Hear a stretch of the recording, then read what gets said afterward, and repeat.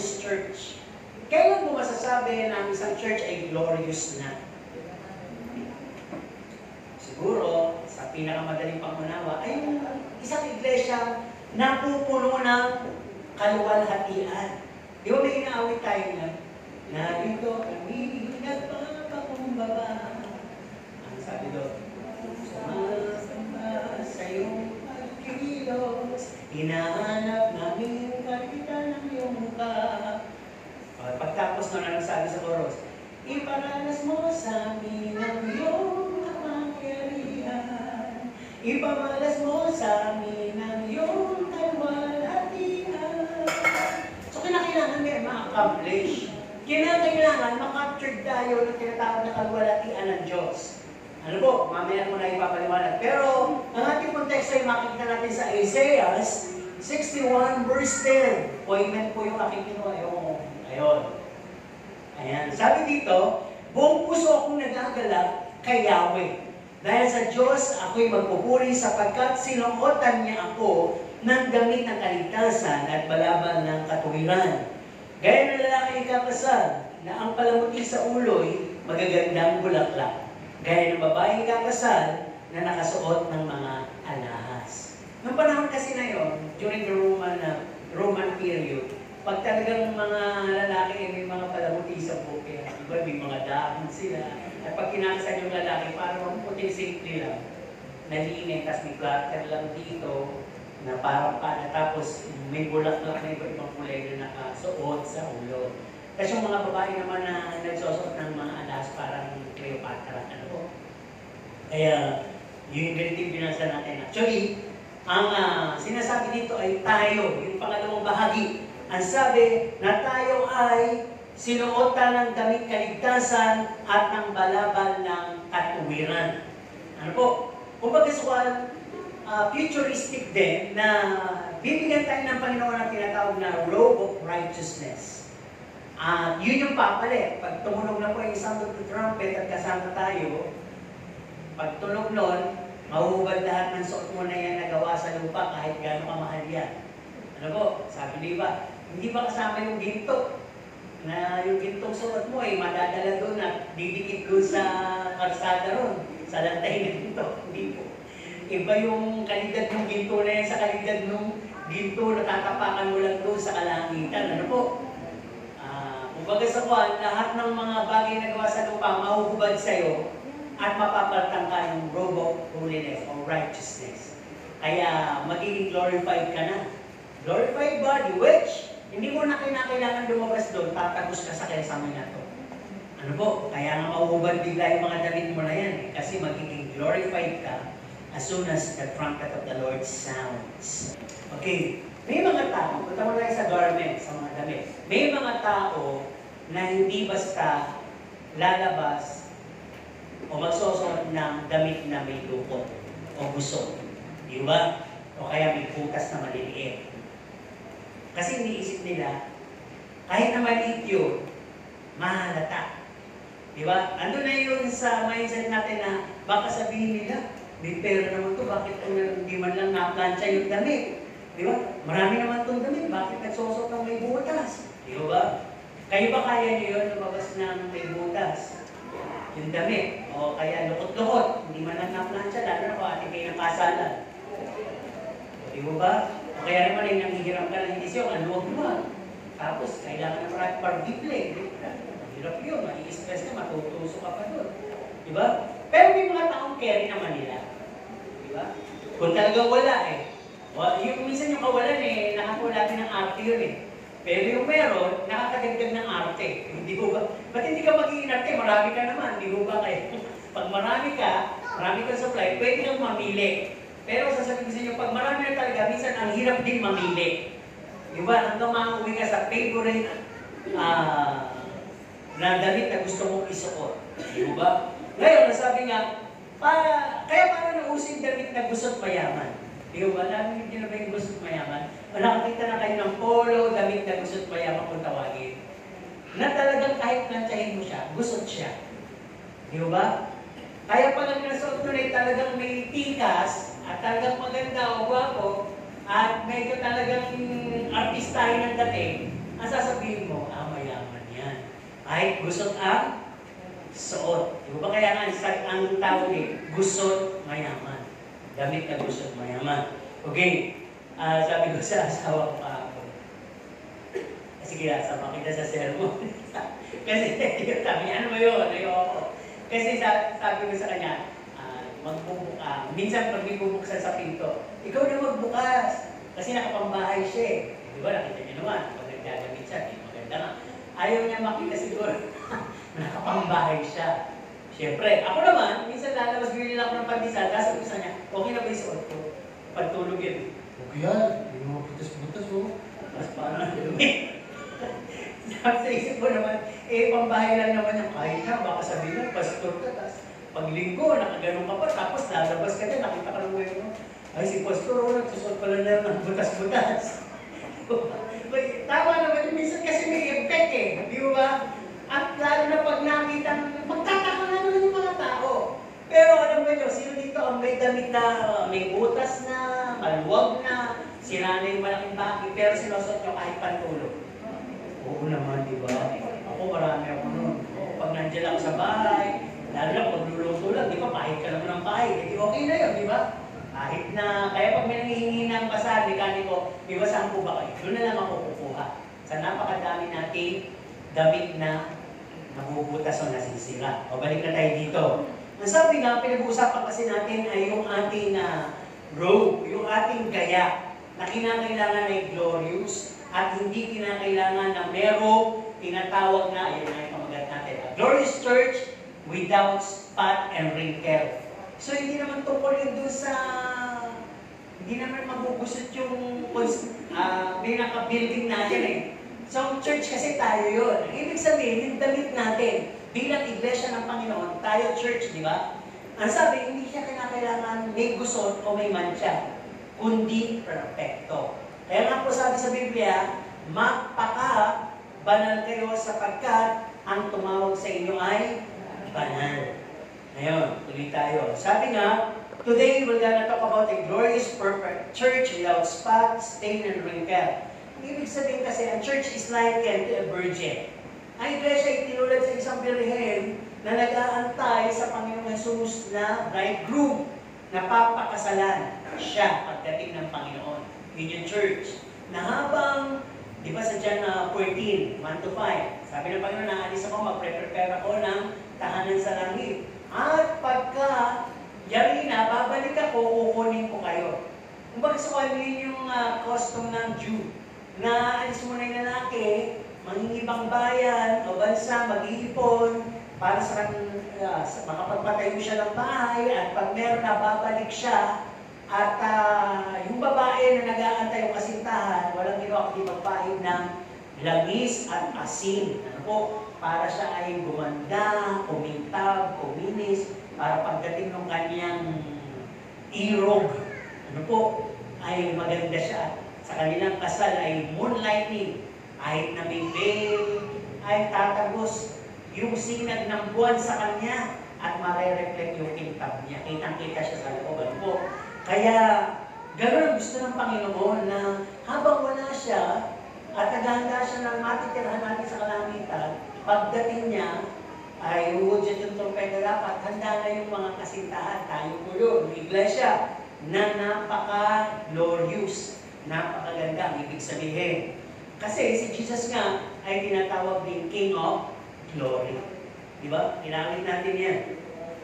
Yun. You are the King of Glory. Di ba? Kaya sabi, He deserved the glory and all glory belongs to Him to wed a glorious church. Tama po ba? Para bang sa mentality ng mundo, ang maganda ay sa gwapo. Tama, di ba? Ang matangkad ay sa matangkad din. Parang gano'n. Pero pag nakakita kayo ng mag-partner na magkasaliwa, ano yung ibig ko sabihin? Sa mundong pananaw. Halimbawa, matangkad na matangkad yung lalaki at yung magiging asawa niya ay little people. Anong iisipin nyo doon? Di ba? Ang magiging anak niya ay tama lang. Siguro kinag-iisip. Ngayon, di ba, pag nakakinabalan tayo ng medyo maganda at hindi maganda. Tapos, nag-iisip na kagad tayo na ang magiging anak niyan hati. May maganda at may hindi maganda. Eh kung parehong may itsura, tapos nag-anak pa rin ng hindi maganda. Nangyari ba yun? Oo, dahil parang babae nagparitoke. Di ba? China ba yun? Palot ko yun eh. Nagparitoke. Di nagtataka ngayon yung lalaki. Pangatlong anak na nila, iba talaga itsura. Eh wala ka siyang dugo ng babae. Kaya nung ni-research niya, na pag-alaman niya, retokada pala yung babae. At dahil doon, iniwalay niya, nag-aanit siya, di ba? Kasi ako, nadaya siya, di ba? Kaya hindi na pinag-uusapan natin. Pinag-uusapan natin, tayo mga nandito, na Iglesia ng Panginoon, kasintahan ng Diyos, tayo ay magpaka-glorious. Ano po? Magpaka-banal. In other words, kaya sabi, so as we lift up the glory to Him, no? It overflows and falls down again. Di ba, parang ganito yan. Binibigay mo yung buhay mo, yung pagpupuri mo, ano sabi? When praise goes up, blessings comes down. Para bang binigyan ka ng toke, nung binigay mo sa Panginoon, bumalik ng mas marami. So tayo, sa ating pagsusumikap bilang tao, gusto natin itaas ang kaluwalhatian. Ngayon, hindi abot yung standard ng Panginoon. Kaya magbubuhos ang Panginoon ng mas greater na kaluwalhatian na galing sa Kanya. Para ma-perform natin ang kung bagsak kayong kakulangan, kulang sa tinatawag na kaluwalhatian ng pagpupuri nyo, kulang sa kaluwalhatian ng gayak nyo, kulang sa kaluwalhatian ng pagbibigay nyo, at pag dinapuan tayo ng kaluwalhatian ng Panginoon, mapupuspos tayo. At we're able to bring back a glorious hundredfold blessing sa Panginoon. Doon pa lang na magiging maluwalhati talaga. Kaya sabi dito, ano po, no? Yung inawit natin na ipamalas mo sa amin ang iyong kaluwalhatian para lahat nagsa atin sa pagbabalik sa Kanya ay maging mas maluwalhati. Ngayon, pag hindi pala natin ito na-appreciate o hindi natin ito pinagsusumikapan, dito pala nagsisimula na i-stolen natin yung kaluwalhatian sa Diyos. Para bang wala man lang tayong dalangin, wala man lang tayong entrustment, wala man tayong para bang galing na galing tayo sa sarili natin, para bang kaya ko yan, tapos ikaw ang pinuri ng tao, hanggang makaipon ka sa iyong mindset na ang galing ko pala, hanggang isang araw gusto ko na magmalaki, pag ako nawala, wala nang magaling dyan. Yun, you're stealing a glory. Nag-i-stole ka, nagnanakaw ka ng kaluwalhatian na dapat ay sa Panginoon. Unang bahagi pag-usapan natin. Did you know that God imparted everything first to us? Hindi niyo ba alam na bago tayo nagbigay sa Panginoon o nagtataas sa Panginoon, lahat muna ay galing sa Kanya? Yung mga nabasa na ba kayo gano'n? Di ba sabi ng Panginoon, hindi niyo ako pinili. Ako ang pumili sa inyo. Inibig ko kayong una bago nyo ko. Di ba lahat galing sa Panginoon? Ganon din yun. Yung pag-ibig, kahabangan, biyaya, lahat ito tinanggap muna natin sa Diyos. Kaya nung natanggap natin sa Panginoon, talagang nakatanggap ka, kaya mong umibig. Kaya mong maawa. At kaya mong magbigay. Dahil inapawang ka na isang bagay na totoo galing sa Diyos. Kaya kung ating mga kapatid na nakukulangan kayo sa pag-ibig, nakukulangan kayo sa parang, wala kayo nakikita compassionate spirit sa Kanya. Hindi niyo siya nakikita na parang ang kanyang buhay ay mabiyaya. Pag-pray niyo yun. Ibig sabihin, hindi niya pa na-achieve at natatanggap sa Panginoon ang 100% maluwalhating bagay. Di ba? Kasi nga sabi lahat naman galing sa Panginoon yan eh. Kaya may word tayo na from glory to glory. From glory to glory to glory to glory. Nakuha niyo? Sa atin, nagsusumika. Gusto natin bigay ang kaluwalhatian sa Panginoon. Kaya nga ako tingkata, to God be all glory. Naging glorious ba talaga? Ibulol-bulol ka. Di ba? To God be all glory. Natatawa ka, nagpe-perform ka, wala sa puso mo, pero sabi mo din, to God be all glory. Ngayon ang Panginoon kukulangan doon. Sa magitan ng kanyang habag, biyaya, nagbubuo siya ng kaluwalhatian. Ngayon, pag dinapuan ka ng kaluwalhatian ito, the next time na gagawin mo isang bagay, full of glory na. Katanggap-tanggap na sa Panginoon. Thus we say, this is now, Lord, I glorify you. Diba? Maging isang araw, serious ka na. Yung dating para bang beginner ka, yung dating parang nagsisimula ka, yung dating wala ka talaga, puro effort lang, ngayon may anointing na.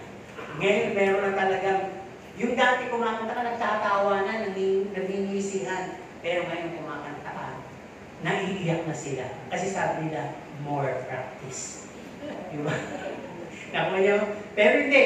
Iba talaga yung nakakaiyak. Ewan ko, hindi naman sa ganda ng boses yan eh. Kasi minsan dito nagkaroon ng pulo ano hindi siya talaga. Simple lang ang boses niya. Pero pag kumakanta siya, kikilabutan ka, maya-maya kahit hindi mo gusto, papatakan ka ng luha. Pero I am not saying na pag may kumakanta dito at hindi kayo naluluha, hindi anointed yun ah. Depende kasi sa mensahe ng kinakanta niya. Diba? So meron naman din isa maganda yung boses.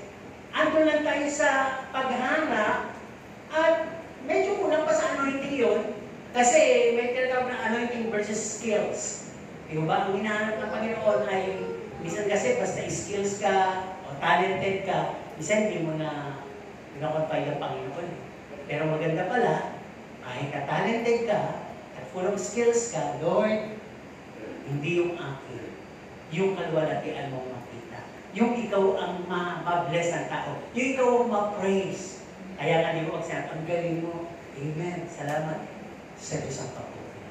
Ina-acknowledge mo na lahat galing sa Diyos yun. Pag talagang nagagawa mo yun, ibig sabihin talagang tinanggap mo ang kalwalatian sa Diyos. You get the glory from on high and you are bringing it back to God.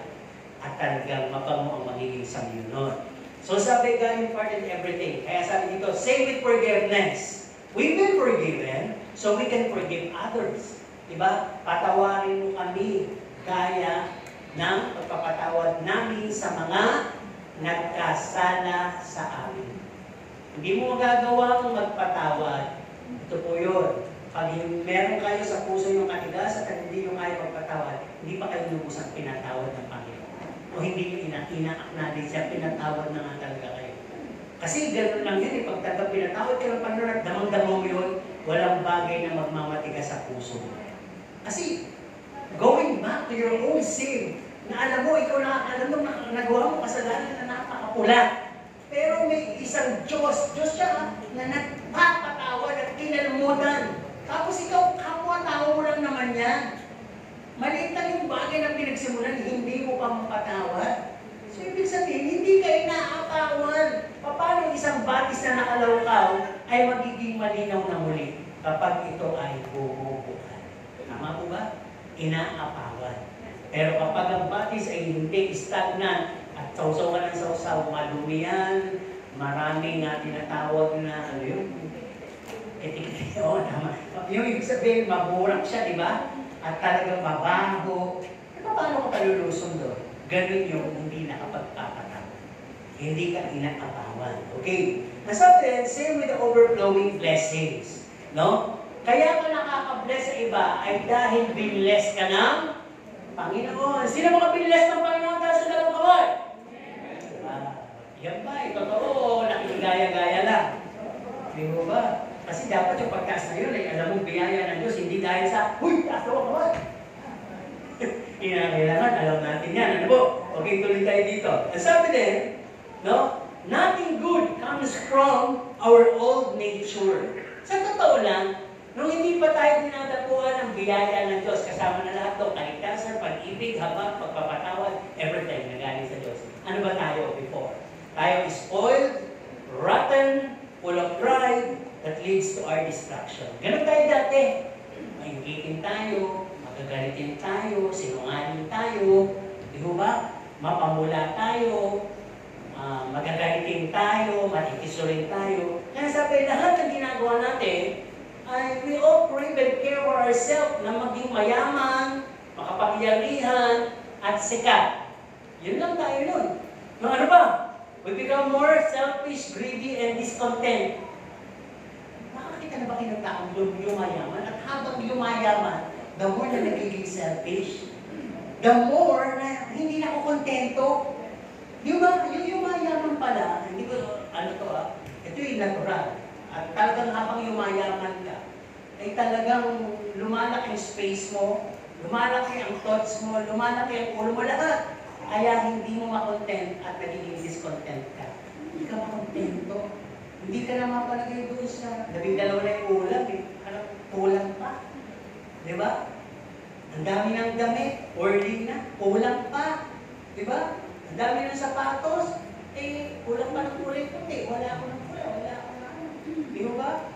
Parang andun lahat. Kaya sabi, kapag ganito nangyari, at hindi na wala yung old self natin, just like Lucifer, we become deceived and wanting to go over and be higher than Jesus. Maraming tao, Kristiyano, mas gusto pa mas mataas kay Jesus. Pero si Jesus ang sinasamba. Alam niyo kung bakit? Si Jesus kasi full of humility, full of love. Kaya nakakahiya kung Kristiyano ka at nag-identify ka sa pangalan Christian.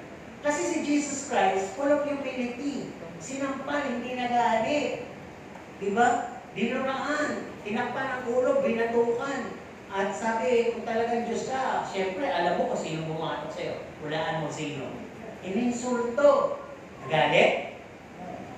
Pinako, nagdasal pa rin na patawarin mo sila. Mamaya tayo, di lang napansin, galit. Diba? Na-disrespect lang, galit. Hindi po kanya si Kristo. Hindi siya puro arte. Siya ay sumunod lamang sa kalooban ng Diyos. Di ba? Kaya, kung titignan po natin, maraming Kristiyano, mataas pa ang Kristo. Di ba? Mas, siguro hindi naman natin parang kulang na lang, humahanap po mga amo. Humahanap namin sabayin siya. Tama? Para bang, dapat alam niyo mayaman ako. Dapat alam niyo respeto ko. Dapat alam niyo ito tapos ko. Dapat alam niyo marami akong koneksyon. Dapat alam niyo makapangyarihan ako. Baka kitikin ko lang kayo dyan. Diba? Parang may mga gano'n. Hindi mo ba sinasabi, pero ina-acting mo. Arrogante ka talaga sa mga gano'n bagay. Okay. Punta lang tayo dito. That's why, kung meron tayong mga negative at napakasama natin at full of red flags tayo, itong maganda doon. Still, Jesus chosen us and called us to become members of His body. Diba? Andiyan na. Ernie, Flor, Celine, Francine, Rita, lahat tinawag. Be a part of the body of Christ. Hirap mag-construct ng body of Christ. Maingay, di ba? Tinawag tayong lahat. Parang sa unang gulo na. Siguro sabi mo, bakit yun? Kristiyano, bakit yun niligtas? Di ba bandaraya yun? Di ba yung may kabe? Di ba yung pangit? Di ba yung may kapansanan? Bumabalik lang po tayo sa dati. History repeat itself. Di ba? Yun bandaraya. Si Mateo, di ba? Hindi ba? Yun yung mga picture. Si Magdalena, hindi ba? Yun may kapansanan. Si Sakeo, hindi ba? Walang pinili ang Diyos. Nilagay tayo ngayon sa body of Christ. Lahat tayo nandito para gawin, magkaroon ng equality. Magkaroon ng, hindi titingnan kung saan ka tinawag o saan estado ka ng buhay. Hindi tinitingnan sa lahi, sa itsura, sa ganda, sa yaman, sa naabot, basta ikaw ay qualified within the body of Christ. Kasi wala kang gagawing effort para magpasikat dito, magmataas dito, magyabang dito. Just know the purpose. Bakit ka tinawag ng Diyos? Hindi ka tinawag para mag-pageant ka sa loob. Hindi ka tinawag para mamulitik ka sa loob. Hindi ka tinawag para maging hari o reyna ka sa loob. Hindi ka tinawag para maging artista ka dito sa loob. Tinawag ka para maging lingkod ng Diyos. Yun lang ang dapat nasa isip natin pag pumasok na tayo sa iglesia. Lahat tayo lingkod. Kahit na mahirap yung paglingkuran mo. Dapat ganun, di ba? Mamaya papaliwanag natin yan. Ang sabi dito, so to draw near Him and be filled with love, mercy, and grace and glory to lift it up unto Him or back to Him as a fragrant offering. Dapat pala lumalapit tayo sa Panginoon. Hindi pwedeng yung makapasok lang tayo dito. Andun na yung una. Pero may mas una pa doon. Bakit ka pupunta sa iglesia? Dahil gusto kong hanapin ang presensya ng Panginoon. Literally, nung natin hinahanap, upuan. Saan ba tayo dito magiging masaya umupo? Di ba? Pangalawa nating hinahanap ay yung comfort. Saan ba yung po ang malapit sa CR, sa pintuan? Para magawa ko yung gusto ko. Yung maraming taong matatangkad na nakaupo nang hindi ako mahalata. Nakikita ko si iba, pagka kumakain, tinatago pa yung ulo sa likod ng kapatid. Parang kang tuko sa likod. Halata naman, di ba? Halata naman yung ginagawa. Iba, sumisipli pa, sumiselfon. Halata ko lahat yan. Ay iba naman, nagpapakabalat, papikit-pikit pa, tumunan ko, wala naman ako sinasabi. Para inaantok. Iba lahat yan. I know your purpose, pagkilan dito sa loob. Diba? Alam mo natin mabuti. Kaya sabi, pinag-usap pala yan, a glorious church must be. Kinakailangan malwalhating iglesia. Christ wouldn't be coming back, no, to wed a perfect church. Hindi siya babalik, magpapakasal sa imperfectong kasintahan. Diba? Kayo ba? Diba, alam naman natin ito, pagka biglang kakasal na lang sana kayo, pinatuklasin kayo na hindi nyo inaasam. Papakasal pa ba kayo? Siguro, may gusto sumagot dyan. Kung mahal mo eh. Hindi naman. Kung mahal mo ba eh.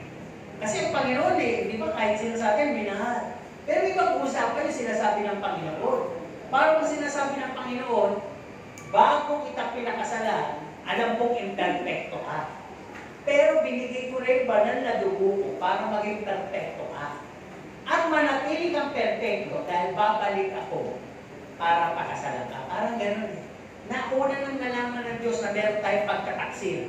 Pero pinili pa rin tayong pakasalan. At ang sabi ng Panginoon, papakasalan kita, kinakalimutan ko na lahat ng ginawa mong kataksilan sa akin sa pagitan natin banal na dugo. Pero aalis muna ako, maghahanda ako ng titirahan natin. Manatili kang tapat. Yun na yan, di ba? Manatili kang banal. Manatili kang nag-aantay. At manatili ka lang sa akin. Dahil pagbalik ko, kukunin na kita. Pero kahit na gano'n, masakit. Ano, marami pa rin mga Kristiyano na pinagkatiwalaan ng Diyos at babalikan ang nagtataksil at bumalik sa pangangabit, bumalik sa maduming buhay.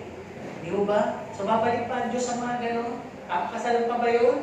Hindi na. Kaya titingnan natin, saan siya babalik? Sabi dito, babalik lamang siya doon sa glorious church. Must be, doon sa, to those who were not genuinely, or to those who were genuinely washed by the blood of the Lamb. Kung sino lang yung nahugasan ng banal na dugo ng Panginoon, yun ang babalikan niya. Kaya ang tanong, nagpahugas ka ba?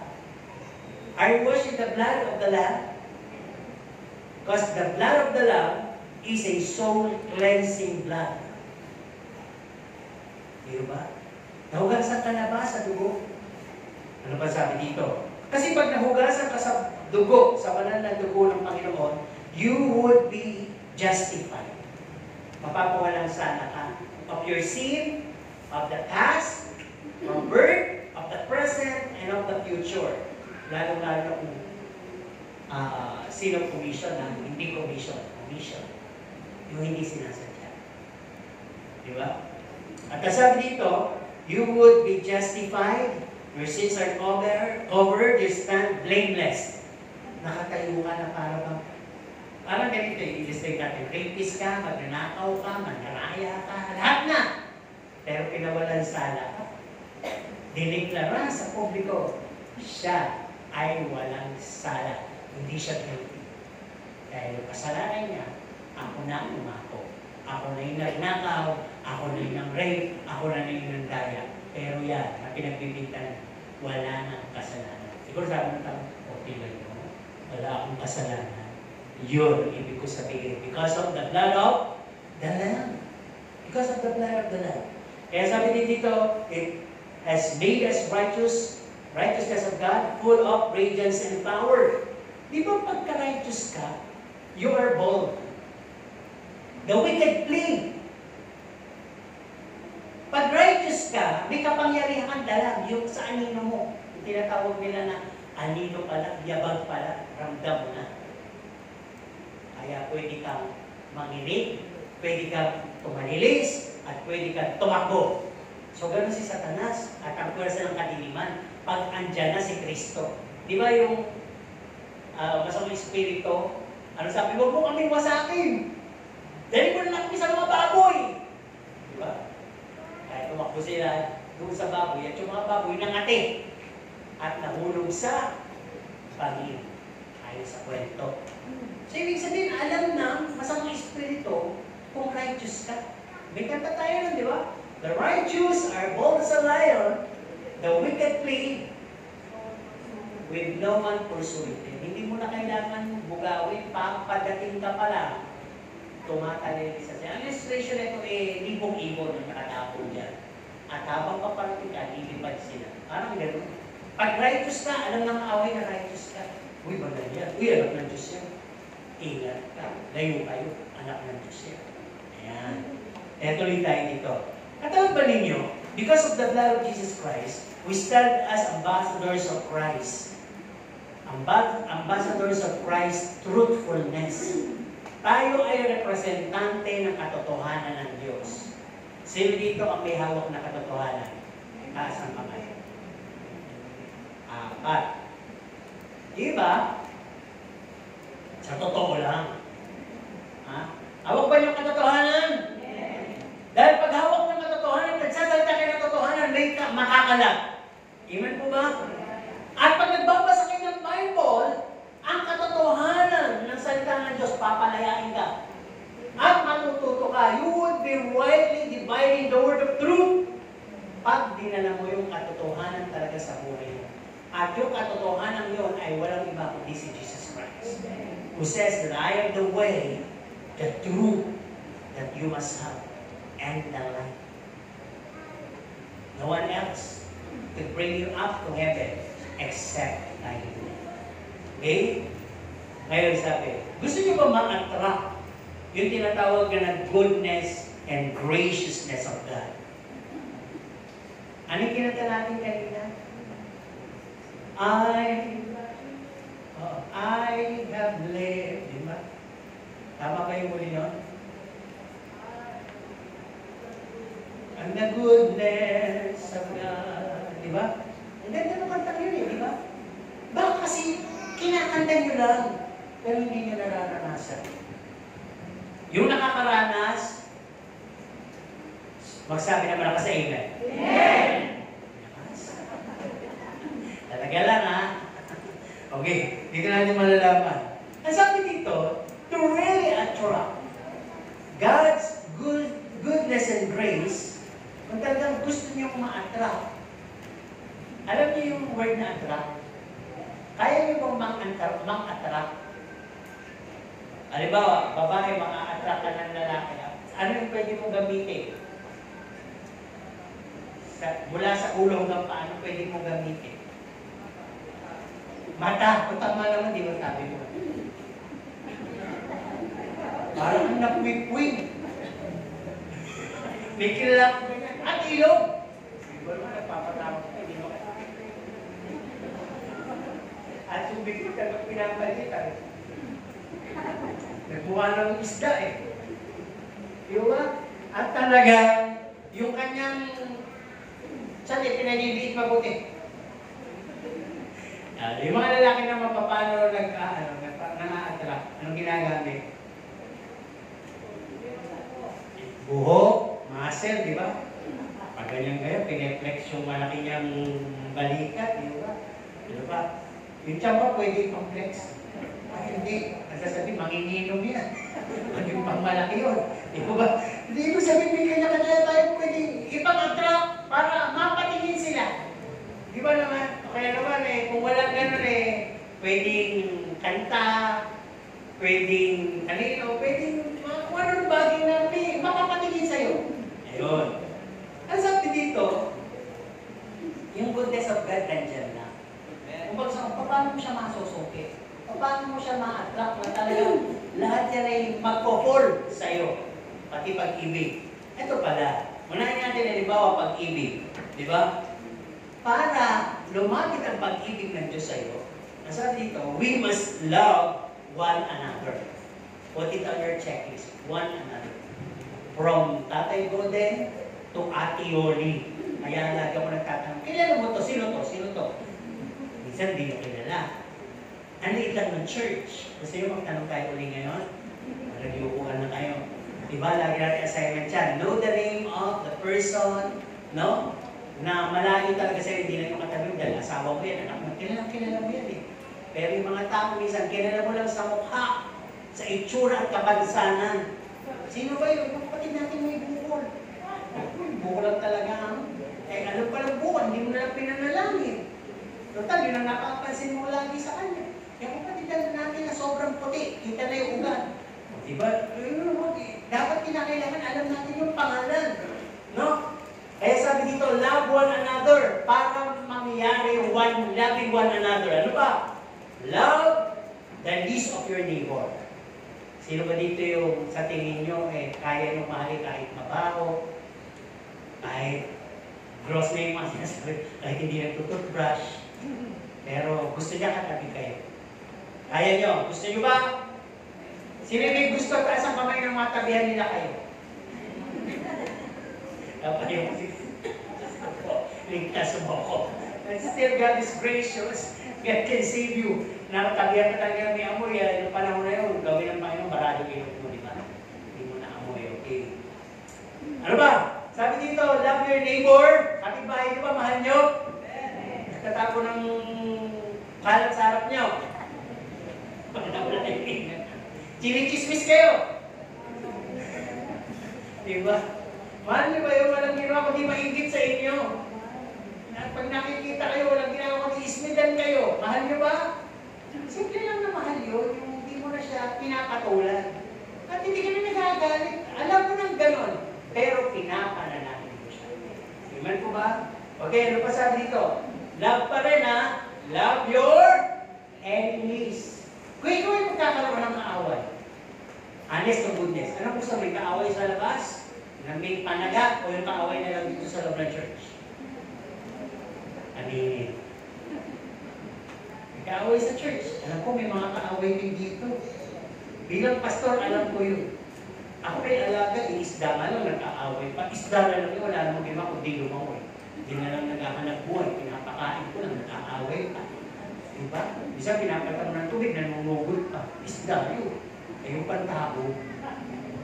Kaya alam ko dito kung sino magkakaaway, sino ang gano'y nag-iingita, sino dito ang gano'y nag-ismiran. Abay, magbago kayo! Diba? Ang bait ang pastor nyo. Sa ibang pastor, bibitin kayo ng patiwan niya. Sa tayo. Kilala ko kayo, pero alam nyo kung bakit gano'n? Kasi nga God is gracious. Na? Kaya na natin palagpasin yung kumbaga. Hindi na nakakatisod yung gano'n. Sa akin, sa part ko, hindi na nakakatisod yun, hindi na nakakaluho yun. Natural yun eh. Ang lagi ko lang iniisip, panahon pa nga ni Pablo yun. Andyan na sa Corinto, pinagagawa itong mga taga-Corinto. Kayo nagkakagatan, kayo nag-iingita. Kayo, ano ang kasalanan, meron kayo, mga taga-Corinto yun ha. Okay, tuloy tayo dito. Kung nagkakaroon ka dito ng difficult person, fellowship, just ask grace from God. Matanggap mo siya, maibig mo siya. At isang araw makikita mo, wala na. Kahit anong gawin niyang pagpapansin sa'yo na para magalit ka. Hindi ka na nagagalit, natatawa ka lang. Di ba? Okay, tuloy tayo. Sabi dito para matak mo, yung lahat ng goodness and gracious of God, una love. Sabi dito sa love, mangyayari lahat siya kapag meron ka rin humility. Sino may humility? Alam po ba niyo yung humility? Yung hindi ka nakikipagtalo. Ang sabi dito, iniisip mo na mas magaling na siya sa'yo. Meron ka rin isip na mind of a servant. Diba? Alam mo, ba't ko pagsisilbihan mas mukhang malakas pa sa akin yan. Ba't ko pagsisilbihan yan, buwak ko yan. Walang gano'n. Kahit sino dito, entitled mo pagsilbihan. Ang ibig sabihin doon, kung nakikita mo siyang walang maupuan at nakaupo ka ng masarap dyan, pwede mong bigay ang silya. Kaya? Hindi. Diba? Bahala kayo. Basta ako, pinipreach ko to. Para lahat na lang sinabi ko, hindi magsabi. Hindi mo kasi sinabi to eh. Sabi na lang ng Panginoon. Alam ko, sinabi ni Pastor yun eh. Pero may mga nagmamatigas pa rin dyan, di ba? Tuloy lang tayo. Nasabi din dito, kapag ka ikaw ay may humility, you're considering others better than yourself. larangan ng mga talento, kahit ikaw yung magaling, okay lang yun. Magaling din siya sa tingin mo, hindi na ikaw. Mas magaling nga siya pero hindi naman flattery iba naman yung flattery. Kung alam mo mas magaling ka, tahimik ka na lang. Appreciation na lang ang gagawin mo. Ikaw ba? Para walang mo yun. Okay, ano ba? Ang sabi din dito, part pa rin ng love. Naabot mo ba na bang lahat? Sa tingin mo dito, lahat ba dito yung nananamit na ng maganda? Tingnan mo muna. Lahat po ba ay nananamit ng maganda? Wala po ba nga nagdadamit ng paulit-ulit kada linggo yun yung damit? Wala. Laki na kitang gano'n. Nagdala ba? Okay, ito ibig ko sabihin. Dapat kung bukas ang mata natin, hindi na kailangan, meron kang mararamdaman Kung kapatid ko ito nangangailangan, nakikita mo nangangayayat, baka walang pera, no? Lulugo-lugo, no? Baka may problema sa relasyon, o may ganito ganyan. Kung baga sa mga nakaagapay ka sa pananalangin, at kung meron rin lang kaya mong mag-abot. Hindi naman kailangan abutan mo ng libo-libo Abutan mo muna ng pagmamahal. Yung maramdaman niya, may tenga ka sa kanya, may kamay ka sa kanya, may paa ka sa kanya. Yung ibig sabihin, kaya mo siyang mayakapin, kaya mo siyang pakinggan, kaya mo siyang puntahan. So, ibig sabihin din dito, pagka inaabot ang iba, ang sabi na kapag pakain ka na ba ng gutom, nakapagdamit ka na ba sa mga nahuhubaran, bigay ka na ba ng masisilungan sa mahihirap, nabisita mo na ba sila mga nakakulong nagkasakit. Lahat po yan ay ginagawa natin. Part po yan ng pag-ibig. At pagka nagawa po natin lahat yan, nasa larangan pa rin po tayo ng pag-ibig para makumpleto to. Sabi dito, go out of your comfort zone. Diba sa pag-ibig, ang dami na. Pag sinabing coming out of your comfort zone, ibigin mo ang Diyos higit sa pamilya. Hindi ako desisyon kasi yung pamilya ko versus God. Sabi na nga ng Diyos yun Diba? Ang magmahal ng higit sa akin. Sinasabi ko to dahil nabasa ko to sa Bible. Baka yung iba dyan matisod pa. Ibig sabihin, hindi kayo nagbabasa sa Bible, di ba? Ang nagmamahal ng higit sa akin, sa kanyang ina, ama, kapatid, anak. Diba sinabi, asawa, ari-arian, ay di karapat-dapat sa ating harapan. May issue lahat dyan. Minsan kasi, diba, may tanong tayo, ano ba mahalaga?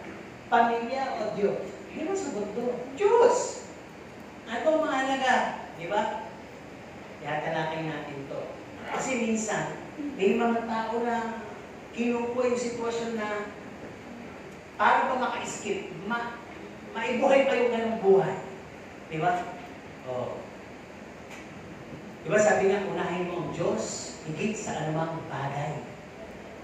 Minsan ang hirap Halimbawa, pag talagang, di ba nangyari nga sa amin yung nag-travel kami, ayoko sumama na iniisip ko yung pagod, iniisip ko linggo, gagawa ng sermon, yung gano'n. Hindi lang mas sabihin. Pero kinagat ko, ako sa sarili ko nag-adjust. Sinabi ko sa sarili ko, di ba kung pwede ko sabihin sa sarili mo, bakit ka nanlulumo? Bakit ka napapagod ko kaluluwa ko? Magpuri ka muna sa Diyos. Diniklarahan ko yung sarili ko na dadating kami dito Sabado ng umaga. Naisip ko agad, mag-iigib ako sa gabi, linggo bukas, todo-todo pa. Iniisip sa akin ng kaaway, parang gusto ko sabihin, Ma'am, siya ko na mag-sermon. Parang gano'n Pero hindi. Diniklarahan ko sa sarili ko na hindi ako mapapagod. Dahil araw ng linggo bukas. At andyan ang Philippians 4:13. Magagawa ko, tinan niyo pala yung mga talata pagka kinuha at in-apply. Magagawa ko lahat ng bagay na siya nagpapalako sa akin. Nagtaka naman ako, yung Sabado na yun, na ang dating ng tubig ay alas 12, alas 10 pa lang. 10:30, nagkatubig na. Okay lang yun. Kung tutuusin, ubus ang tubig dahil halos ang libo kami wala. Tapos napakalinaw ng isip ko, di ba nagawa ko pa yung sermon na yun? Di ba?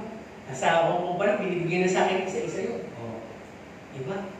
Tapos, ang dami ko talagang ginawa pa noon. Medyo kayo may makailangan na Kaya pa, sige, laban ng konti. Hindi nga alam ko ng pagluto, di ba? Ayun, pagkatapos ko, kinalig ko, nagising pa ako ng maaga. Tapos ay nakasimpa ako, di ba? Yun ang ibig sabihin, seeking first. Hindi masama yung mga bagay na extracurricular natin, pero huwag natin isang tabi yung sa Diyos. Hindi kasi dahilan yun. Huwag ka humanap ng kapangunan, huwag ka humanap ng mga bagay na maipagpapalit mo sa Diyos. Dahil ang Diyos, seryoso. Tama po ba? Ang Diyos, hindi pag pinibless ko ng Diyos, ala, sige ka, alagwa ka pa, kalimutan mo ang Diyos, hindi. Kasi ang Diyos ang nagbibigay, ang Diyos ang nagbabawi. Minsan, bigyan ka ng Diyos, tapos nakita gano'n, baka mabawi. Kaya kung pinagpapala ka ng Panginoon, mas lalo mo siya unahin, pagpalain, at hindi ka dahilan yung kung anumang bagay sa buhay. Sabi ko nga sa inyo ang hirap lang sa pagiging pastor, hindi ka pwedeng umabsent. Hindi ka pwedeng i-portray na may sakit. Hindi ka pwedeng i-portray na nanghihina ka. Para bang, kasi meron kang duty ng Sunday. Pero pag ordinary membro ka, pwede siguro hindi ako umating kasi hilo ako lula ako pagod ako wala akong pere. Lord, understanding ka naman. Tigilan niyo po yung ganung salita. Diyos yun, hindi yun pwedeng kay pastor na pwede yun. Sa Diyos hindi pwede yun. Tandaan nyo, ang Diyos pinaglalaban tayo. Kaya ipaglaban mo siya. Amen? Ito pa. Glory. Sino gusto ng glory? Ay, dito maraming tatamaan. Hindi yung masama sabihin ko Pero pag tinamaan kayo, sa susunod na linggo, malalaman ko kung yung tumama sa inyo ay katotohanan ng pagpapalaya o katotohanan ng binaliwala. Sino dito ang kaya magpahalaga sa katotohanan? Sumagot kayo, kayong lahat ang kinakausap ko. Wala kayong Tatay Gordon, wala kay Ate Yoni. Sino dito ang kaya magpahalaga sa katotohanan? Ano bakit? Ano ba yung katotohanan? Sino ba yung katotohanan? Wala naman pala yun. Wala tayong magkatalunan. Ang ibig ko lang sabihin, sabi sa talata, pag lumapit ka sa Diyos, sige, tapusin mo. Tama naman kasi ano nyo pag lumapit ka sa Diyos, lalapit siya sa inyo. Tama ba? Ay, ngayon, election, ang dami yung nilalapitan. Okay lang yun. Diba? Pero sa Diyos ba, lumalapit kayo? Amen. O, ito na. How can we be imparted glory? Sa Diyos galing kalwalati, paano ka magbibigyan ng kalwalatian ng Diyos when you are far apart from God? Kung malayo ka sa Diyos. No? Dahil kung malapit tayo sa Diyos, mapupuno ko tayo ng kalwalatian at biyaya. Ang pinag-uusapan ng Diyos, sino yung nakatanggap ng mga blessing? Pinag-uusapan sabihin. Diba? Alas 2, maaga pa kayo sa alas 11. Andun na kayo. Because of the blessing. Ano oras ang simba natin? Alas 9. Eh dapat, mga 8 nandito na kayo. Di ba? Aba? Di ba? Ang sabi nga nagsisimula yung dito sa upuan. Ito na naman si Pastor. Pagdating doon sa financial at literal na blessing, gusto nyo sa harap. Kahit nakabilan kayo, basta sa harap ako, gusto ko ako maunang mabigyan. Pero pagdating sa Diyos, wala ko. Alam niyo ba, kumipo yung bag ko, pagpapakalaan niya. Kasi nakaupo siya sa harap. Tapos yung dalawang bag nakaluhod sa baba. Kaso wala, bag lang yun. Kaya kayo kung kayo ay talagang gusto niyo ng gloria, gusto niyo ng kalwalatian, lumapit kayo sa Diyos. At mangyayari sa inyo yung nangyari kay Maria. Aba, ito si Maria, napupuno siya ng grasya. Ang Diyos ay sumasayaw, bukod kang pinagpala. Gusto niyo ba maging kaya pag nakita kayo ng kapitbahay niyo? Aba, itong si Flor, napupuno ng grasya kasi naupo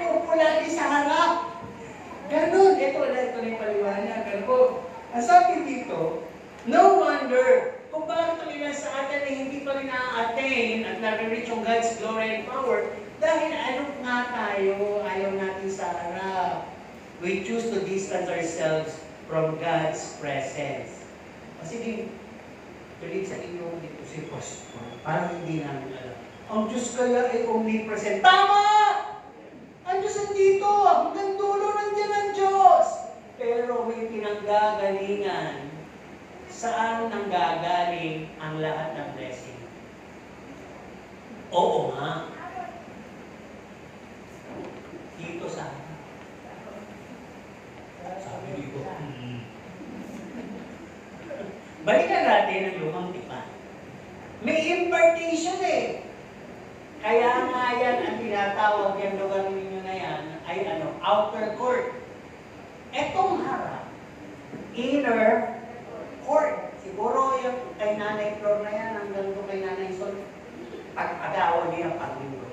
Lalo na kung, hindi lang lalo na, gawin yung habit para lahat ng naisip niyo sa buhay mangyari. Inner court yan. Diyan talaga. From here, at ito naman yung Holies of Holies. Di man ito literal na Old Testament temple, hindi po nawala yung essence na may forefront na doon dumadating ang blessings from God. Dahil kung hindi ganon, ang ayos, di sana kahit na lang, o sa isang linggo, dyan tayo lahat. Dyan dito naman kayo nakaharap. Naiba po ba? Dahil kung maiiba to, sa isang linggo, doon ang harapan natin. Di ba? Para, minsan ko siniisip yun eh. Ibabaliktad yung silya para yung mga nasa likod, sila na yung nakaupo sa di ba? Ako na lang ang mag-a-adjust. Ano pala gusto niyo mangyari? Di ang gulo. Sabi ng Diyos, hindi ako magulo. Ako ay Diyos na may kaayusan. Kaya nga sinabi ko kay Moises, kay Aaron, na ganito yung hati ng templo. At ito lang yung mga gagamitin. At sila lang yung pwede dito. Hanggang ngayon po ay ganun yun. Kaya kung tayo po ay malayo tayo sa presensya ng Panginoon, hindi tayo excited, hindi tayo nakikipag-agawan sa harap. Tatandaan yung full of Bethesda. Yung lawa ng Bethesda. Yung parang swimming pool. Yun, ang lahat na nandun may sakit. Pag kinalaw na ng anghel yun, una-unahan sila. At kung sino yung unang nakalusong doon, yun ang gagaling. Minsan iisip ko, bakit kaya mo magpagaling? Bakit hindi na lang lahat ng nandun, nagitay na rin lang? Eh sabay-sabay lumusong, nang sabay-sabay bumalik. Hindi eh. May hiwaga. Yung unang humipo sa tubig na kinalawtaw ng anghel, yun ang gagaling. Kung yung mga principles ay alam natin sa buhay natin kasi na-apply natin yun, bakit hindi mangyayari natin? May sariling will tayo. Ang sabi ng babae, hindi mo ito, mahipo ko lang. Nasa palatuntunan ba yun ng Panginoon? Lahat ng meron, tinutugo hanapin ng Panginoon, makipagsiksikan at hawakan ng laylayan. Di ganon? Wala. Nagsimula sa Kanya. Di ba? Tignan nyo, anong hipuin, may bumabang kapangyarihan na ramdaman ng Panginoon. Pinaamin lang ng Panginoon. Sino yun? Takot siya pero umamin siya. Tinanggap niya yung kagalingan dahil nag-decide siya. Di ba? Kaya, huwag nyo magagalit. Hindi ko sinisisi. Siksikan din kasi minsan. Minsan, gusto na lang natin sa likod dahil dito na lang ako, dito masarap kumupo eh. Di ba? Bibigay ko lang yung rason, hindi naman masama. Ang sabi dito, so many reasons kasi tayo, mas pinipili natin yung rason kesa sa Diyos. Pero hindi natin nalalaman, nag-distance tayo sa presence ng Panginoon. Totoo naman. Hindi nyo ba napansin, dati magkatabi kami sa likod. Kaya nag-full of disturbance bago ako mag-sermon. Naguguluhan ako dahil sa dami ng daan. Di ba? May mga kita bata. Okay lang naman yun. Kaya lang, hindi na pastor ko naguguluhan ako dito. Nangyari lang naman yun nung nagka-COVID. Kaya ako napunta. Balik na lang ako dito sa harap. Kaya sa harap na po umupo. At I feel something new. May naramdaman akong fully kakaiba. Na mas malapit ako sa presensya ng Diyos. Iman ko ba? So ito, yung mga reasons ha, magagalit, magkapamilya tayo. Amen po ba? Sabi natin sa ating katabi, magkakapamilya tayo. Yung sasabihin ni Pastor, totoo naman. Na ginagawa ko, at ginagawa mo rin. Kaya makinig tayo. At tatamaan tayo. Sabi mo, ito kasi nangyayari ako. Ayan na. Ito hindi biro. Pero totoo. Ang sabi kasi, mas pinipili natin dyan upusan ko dahil it's our favorite seat. Or, we're seated with the same feather. Dito tayo, magkakapalahibo tayo. Okay lang naman yun. Diba? Eh, saan naman walang balahibo? Nakita na ba kayo nung ibon o kalapati o manok na walang balahibo? Eh, kahit kayo wala kayong nowhere to belong. Pero kung ikaw ay manok, doon ka sa kampo ng manok. Kung ikaw ay kalapati, doon ka sa kampo ng kalapati. O ano kayo? Store na ba dyan? Ahas? Meron din naman. Di ba? Meron din naman. Kaya minsan ganun yung magkatabi yun. Okay, tuloy tayo dito. Baka na lang tinamara ko rin pa sa wala akong pinangalanan. Sinasabi ko na kasi yung mga rason. Okay, ano ba? Ang sabi dito, kaya ka na sa likod, masakit to, naghahanda ka kasi umuwi. Ayan. O tumakas. Habang closing prayer, tatakas ako. Kasi, di ba yung closing ang doon ng benediction?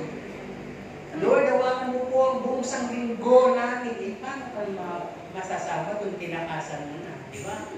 Okay, ano ba? Kaya ka na sa likod dahil may gagawin kang ikaw lang ang nakakaalam.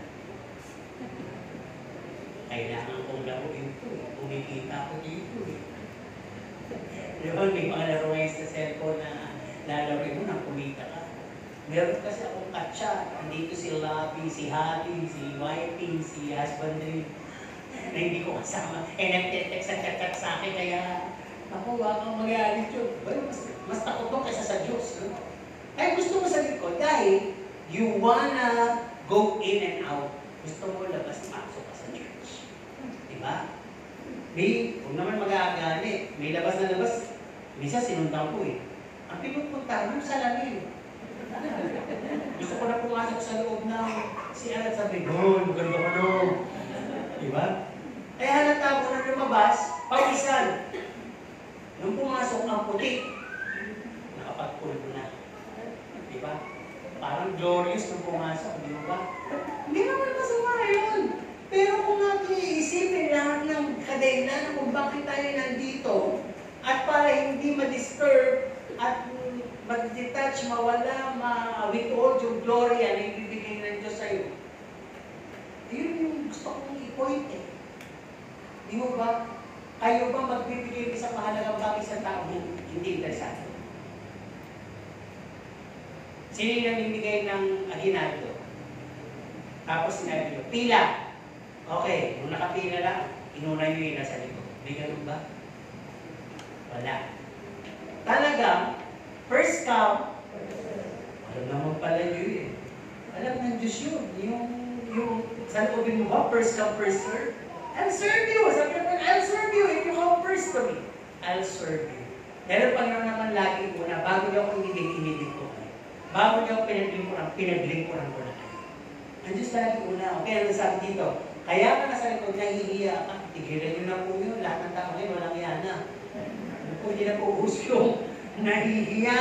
Pakapala na po ng mukha. Pero, may Holy Spirit na ibabalanse yan. Amen po ba? Okay, ano pa? Iba naman kasi kaya napunta sa likod, laging late. Kaya may naunang nahuli. At may nahuling naunang umuwi. Nahuli na, nauna pang umuwi. Dahil nasa likod niya eh. Dapat may motivation tayo. Hindi ko yata inabot yung first part Manatili kaya ako dito. Mangolekta kaya ako ng prayer. Panalangin ko dito ng nakalood, nakataas na lang kamay. Diba? Bilang ganti at bilang pagsasakripisyo sa aking pagiging huli. Ba'y pag gano'n talaga kung ginagawa nyo, manunod ng Diyos sa inyo? Kasi ako, halimbawa, birthday ko. Araw ko, ibig sabihin, araw ko. At pumunta kayong huli, nahanap ko, nakita ko naman kayo. Eh, babatiin ko pa kayo. Nakita ko, lakas ng kain mo. Tuwan-tuwa naman ako, sige na kain. Aba, Kapalabas na, may bakit pa, hindi mo na nagpaalam. Umalis agad. Ano mararamdaman? Hindi ako pinuntahan yung handa ko. At nagdala pa. Diba? Ng paghanggang sa linggo. Balutin mo. Dala pa si Sharon. Yun yung ibig ko sabihin eh. Tayo mahilig sa biyaya ng Diyos. Pero pag sa pananatili sa presensya ng Diyos, ay ano, para tayong ginigisaw, gusto-gusto natin kagad makatakas. Sabi, may sunog po ba sa loob? Kinakailangan kayong magmadaling lumabas. Umari na, magtambay-tambay muna kayo dyan eh. Alam ko kung sino yung tanong, nakakain ba? Depende na lang yun kung may fellowship. Di ba? Tuloy tayo. Okay, sabi dito. Basta masama ba kung po sa likod? Actually, hindi po. Kung talagang hindi nyo naman sinasadya, puno na dito, okay na kayo dyan. Okay ba yun? Okay na to. Okay na ako. Gano'n. Pero hanggang meron pong isa, dalawa, tatlo, apat, lima, anim, pito. May pitong guilty na dapat nakaupo dyan. Sino kaya itong pitong to? Pwede nyo sabihin, hindi ako. Okay, gagawin natin itong pangkalahatan. Dito sa grupo na to, sino dito ang, hindi ko mag-open dito, ang gusto kong po dito sa susunod? Dalawa. Ayan, Sister Francie, ikaw lang. O siyempre, diba? Ayan ha. Ibig sabihin niya, katotohanan magpapalaya sa iyo. Dito may dalawa din. Kahit na prayer warrior, katabi mo kayo, hindi mo kayo makakausapin yan, warrior niya. Tuhugin pa kayo pag dinandan niya sila. O dito, sinong dalawa? Uy, tatlo yung gusto. Huwag mo nalagay pa tayo sa sili. O kayo na nagtaas ng kamay, alam niyo yung saling ko ha. Titignan ko yung saling ko. At pag wala kayo, susumbatan ko kayo. Oy, lasing ka ba? Diba sabi mo nakarinig-go ko ka dito? Maglalasing-lasingan ako para makapalala ako. Dito, silang dalawa. May mga papunta na sa langit ang mapupunta pa daw sa impyerno. Nasa Mateo yun. Sino dalawa dito? Ang gusto ko na po? Brother Jimboy. Teacher si Ma. Hindi ko na kailangan maglasing-lasingan ha. Tandaan niyo yung mga nagsabi na yan dahil ngayon pa lang, pupunuin na ng Diyos ng pagpapalay. Pag upo niyo sa linggo, yun ang confirmation. Amen? Naniniwala mo ba kayo? Gumagawa tayo ng covenant. Natatawa kayo pero covenant yun. Dito, sino isa lang? O sige, dalawa, tatanong natin isang bago na. Ayan, isa. Sino ba isa? Ayun, dalawa. Kayong mga ito na nakaramdam ng guiltiness ngayon, mahal kayo ng Diyos. Totoo yun. At bukas ang puso nyo sa kanya. Actually, hindi ko sinasabing sila lang. Kahit kayo pag sumikapan nyo. Lagi kayong mag-forefront seating. Kasi nakaka-ampere yun, di ba? Nung dispiras ng piyesta, lumang artista, hindi na masyadong sikat eh. Anong tao? Nagpainit pa talaga, naghintay. Di ba? Nakita lang yung artista. Anong pinigisip nyo ng artista? Sino yung dito naabutan ng artista ng isang Ricoa? Laptops, kahit isa. O kisses. May binato ba ng kisses dyan? Na chocolate, wala. Eh yung gano'n, ginano na. Wala. Eh ginawa yan. Sino yung ginano na? Tapos gumanon din kayo. Diba? Kakaya naman kayo. Pag nag-preparation worship dito, sabi mo. Pero nung nakita yung artista, sing hallelujah. Kung makakaway kayo, sobra. Pero pag sa Diyos, iyang-hiya kayo. Ang sarap po na nung gano'n yung Kristiyano sa loob ng church. Pero nung nakakita niya, Richard! Richard! Ang lito ko! Idulog kita! Kaya ang lalo na ni Richard, nakakaapak pa siya na iba. Yung cellphone niya.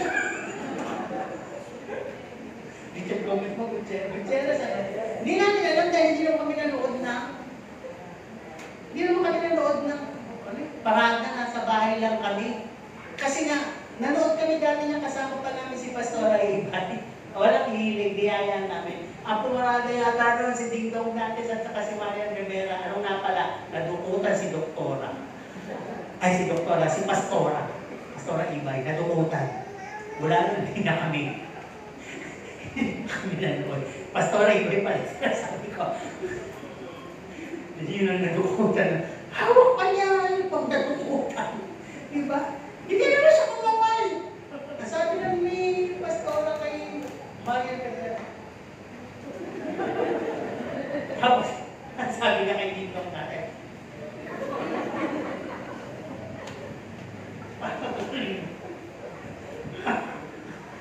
Hindi ko makakalaman.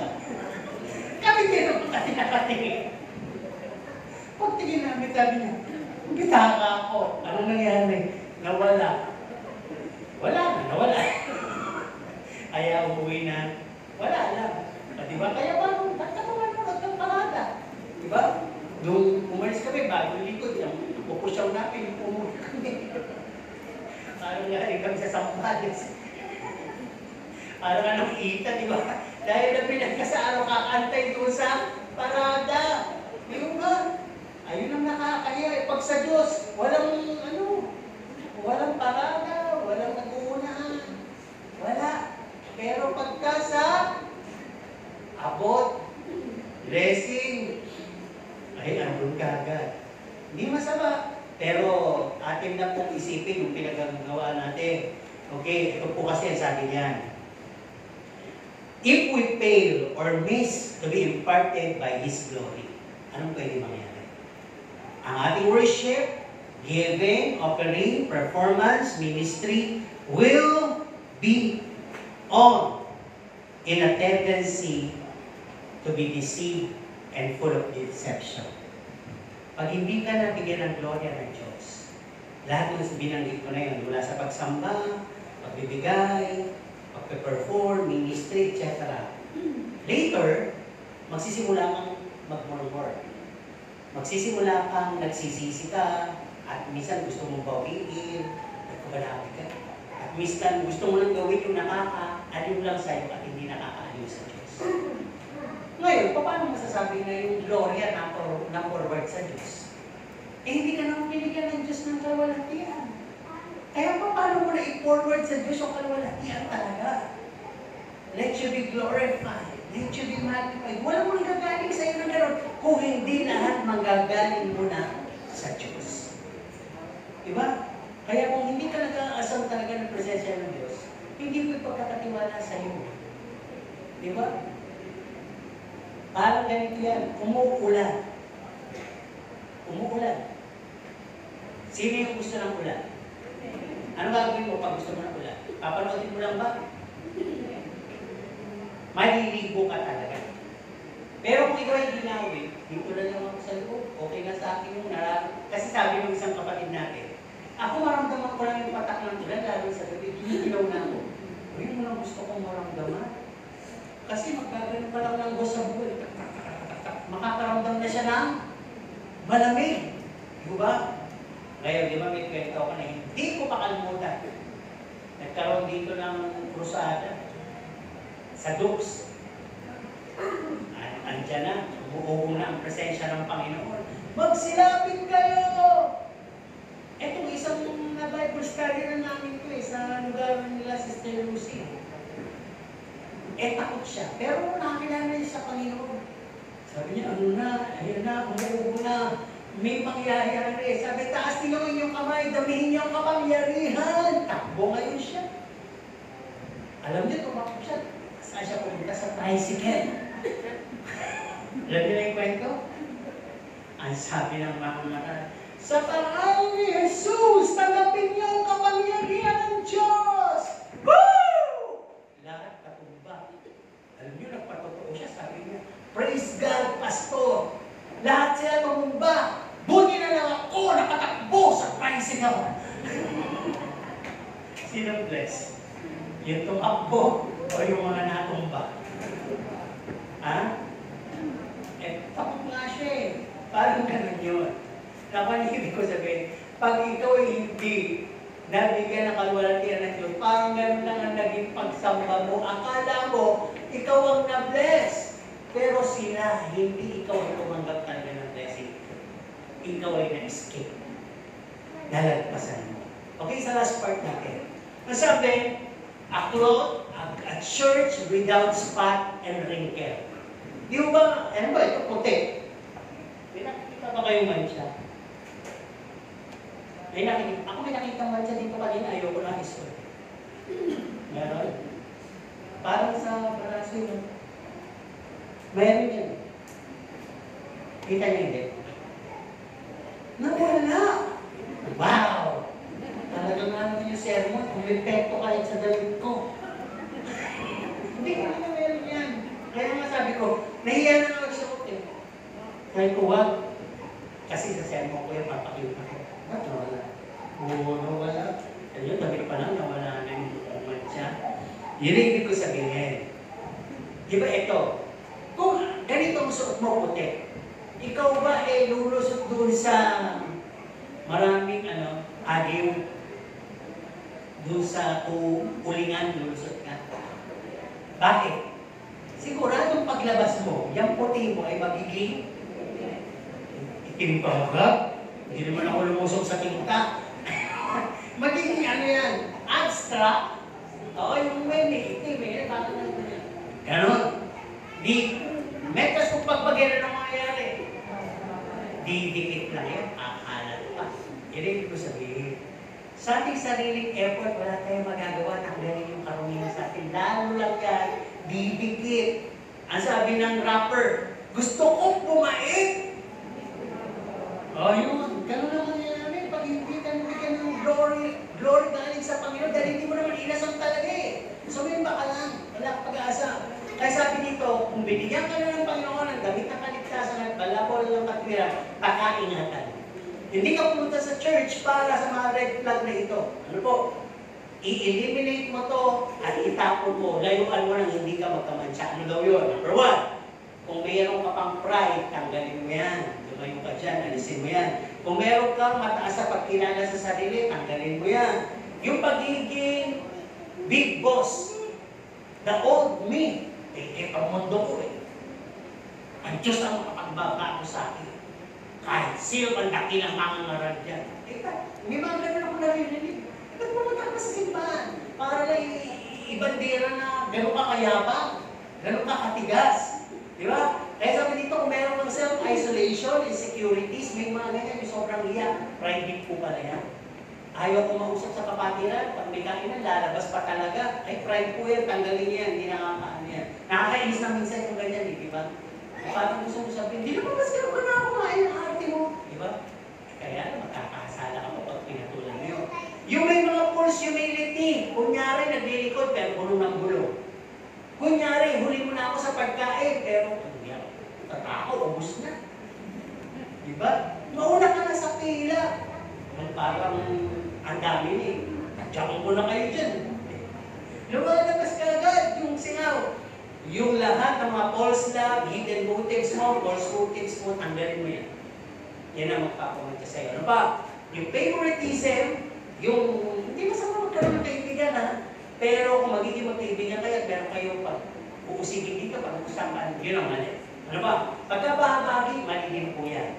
Discrimination, mali din po yan. Oy, kami dito, pula. Ikaw, verde, layo. Hindi gumagawa pa lang yan dito. Gusto na makipagkaibigan sa'yo, hindi na kami. Sabi dito, yung galit, bitterness, reservation, yun nga yung mag-focus ng pulo, tanggalin yan. Ano ba? Yung backbiting, yung pag nakatalikod, ang dami mo sinasabi, pag nakaharap, okay lang. Ang dami mong fake news tungkol sa kanya. Ito ko na lang sa social media. Di ba? Ano ba? Yung mga kasinungalingan na hypocrisy, artificiality, tanggalin niya yung pagbibintang, tanggalin niya. Tanggalin yung idleness, confusion, at yung being sympathizer, tanggalin niya. Red flags po lahat ng binanggit ko na yun. Ngayon, pag natanggal yun, nasabi nga dito, we've been given a cloth of salvation and a robe of righteousness para tayo'y mag-outshine sa lahat. Makita yung glory of God, At maging better tayo. Magiging katuparan yung Mateo 5:16. Let your light shine before men. They will see your good works. And, ito na naman yung glory word. And glory the Father who is in heaven. Bakit? Nakita niya wala iyansa. Amen po ba? Nasabihan na ba kayo na para kang may dalawa? Sino nasabihan na ng gano'n? Yung aura niyo po parang may liwanag, may rolati. Sino nasabihan na ng gano'n? Wala. Alam ko rin sinabi. Pag ang sinabi sa inyo, parang ang dilim ng mukha. Ano pwede kayo sabi? Kasi siya mo na, bro. Lagi kasi nagdidilim ang paningin ko. Yun lang yun, di ba? Kaya madilim. Kaya, lagi kasing galit. Okay, get rid of those things, attitude that would stain and wrinkle your robes. Ito na, conclusion na tayo. Sabi nga dito, let us be driven unto real purpose of our Christianity and not this way. Kristiyano ka, dapat alam mo yung, ano ba yung Kristiyano? Malalaman mo lang yung, oh, kilala mo si Kristo. Ano ba? Keep in mind, we build a fellowship. It's I, it's you, it's we, it's us, we build a fellowship. Hindi ka nagtatalo ng sarili mong kaharian. Alam mo ibig ko sabihin? Hari ka dito, hari-harian ka dito. Kaya pag napag-usapan ka, galit ka. Ganon. Mas may alam ako dyan. Yan, hari yan, di ba? Ganon, hinuli niyo ako. Hindi pala ako mahalaga. Hindi na ako magbibigay. Ayan. Yung mga yung pagiging hari. Ano ba? Let us not be just the spotlight of our Christianity. Meaning, tingin na yung pabida. Sige nga, magbigay kayo ng mga pabida. Ano ba? Pa-victim, pa-asa, pa-cute, ayun, pa-bebe, pa-importante, pa-kunwari, pa-recognize, ano ba? Marami yan. Ayun, tama yun. Wala na habol doon. Ano? Pa-pansin. Tigilan na yan. Tama na po. Patay na nga si Papa eh. Ayun, di pa nakamove on. Di ba? Papatay niya o papansin. Di ba? Wala na. Hindi tayo makaka-survive. Baka sasabihin ng bridegroom, bakit? Yung pangkasal mo ang dumi. Bakit yung damit na kumira mo, puro siya? Lukot pa. Pasensya na ako rin, nakipaggera ako dito sa lugar ko, nakipagsabong ako. Ginuwan ko lahat ng mga marurumi dito, kaya sa akin napuntang lahat eh. Sige na, pakasalan mo na ako, hindi na ako uulit. Kaya, hindi ka pakakasalan ng Diyos pag nakita na puro ka ng natya at may lukot ang gamit kaligtasan at malaban ng katwiran na pinagkatiwala sa iyo. Siguro, pinagawa natin ngayon, be aware. Kung nakasuot ka ng puti, ay, ito pala isa lang. Dapat kita mo agad yung mantsa, di ba? Saan ko naman ito nakuha? Ayan. So sabi, talagang last na raw yun, no? Yan, red flag yan, bulong ng bulong. Red flag po yan. Ano mo para maging green flag yan? Sige pa, Pastor, tagalan mo, mag-overnight na tayo. Magiging green flag, bigla. Okay, sige, conclusion na ito. Sabi dito, if we only came to the purest of our motive to glorify God, sabi, why would God let us feel the manifest presence? Ito na nga po yung glory. Oh, the glory of your presence, we are temple. Baka pagbibigay ka lang, give you reverence. Ngayon, ang presensya ng Diyos, so arise from your rest and be blessed by our praise as we glory in your embrace, as your presence come fill this place. He will fill this place with His Holy Spirit. Kaya lalabas ang lahat